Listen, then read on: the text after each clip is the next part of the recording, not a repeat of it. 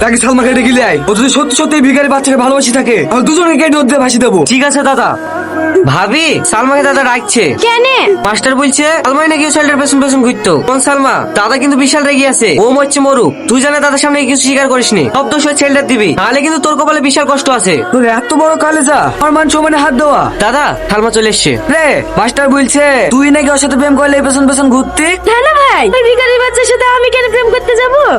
আসলে ও আমাদের স্কুলের ফার্স্ট বয় তো, তার সাথে কদিন ভালোবাসার নাটক করি আর পড়াশোনাটা নষ্ট করে দিতে চাইছি, যাতে প্রতিবারের মতো সেকেন্ড না হয়ে এবছরে আমি ফার্স্ট হতে পারি। ও এতে আমার নাটক করে কি দরকার ছিল? আমাকে বললে পারতি, মা বেটা এই গ্রাম ছাড়া করে দিত। এই আজ সকাল হওয়ার আগে তো ছেলে খেলে এই গ্রাম ছেড়ে চলে যাবি। তোদেরকে জানে এই গ্রামে না দেখি। ঠিক আছে প্রধান সাহেব, আমরা আজকে এই গ্রাম ছেড়ে চলে যাব আর কোনোদিন এই গ্রামে ফিরে আসবো না।